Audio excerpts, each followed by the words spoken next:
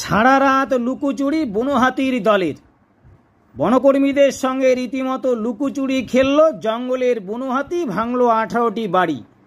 বুধবার রাত 8টায় লোকালয়ে প্রবেশ করে জঙ্গলের বুনো হাতি।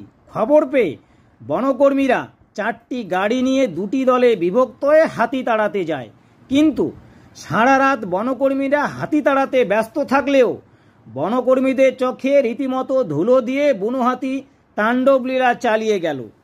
গ্রামবাসী সূত্রে খবর, যখন যে এলাকায় হাতি এসেছে ও বাড়ি ভাঙছে সেখানে বনকর্মীরা পৌঁছনো মাত্রই হাতি অন্য এলাকায় গিয়ে হামলা করছে, আর বনকর্মীরা সেখানে গেলে হাতি সেই এলাকা ছেড়ে অন্যত্র গিয়ে হামলা করছে। এমন ঘটনাই ঘটল বুধবার রাত 8টা থেকে পশ্চিম শালকুমার থেকে শুরু করে পূর্ব দেওগাঁও ও পশ্চিম দেওগাঁও এলাকায়। জানা যায়, দক্ষিণ খয়েরবাড়ির জঙ্গল থেকে 20 থেকে 25টির একটি হাতির দল লোকালয়ে বেরিয়ে হাতিগুলি বিভিন্ন দলে বিভক্ত হয়ে পশ্চিম শালকুমার, পূর্ব দেওগাঁও, পশ্চিম দেওগাঁও এলাকায় ছড়িয়ে পড়ে, বিভিন্ন বাড়িতে হামলা চালায়।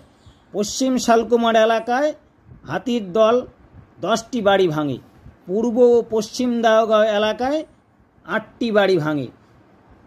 দক্ষিণ খয়েরবাড়ি বিটের বিট অফিসার প্রকাশ সুব্বার সঙ্গে যোগাযোগ করা হলে প্রকাশ সুব্বা জানিয়েছেন, বন দপ্তরের কর্মীরা বুধবার রাতভর বিভিন্ন জায়গায় হাতি তাড়াতে ব্যস্ত ছিল, কিন্তু হাতির দল বিভিন্ন ভাগ হয়ে বিভিন্ন এলাকায় হামলা চালিয়েছে।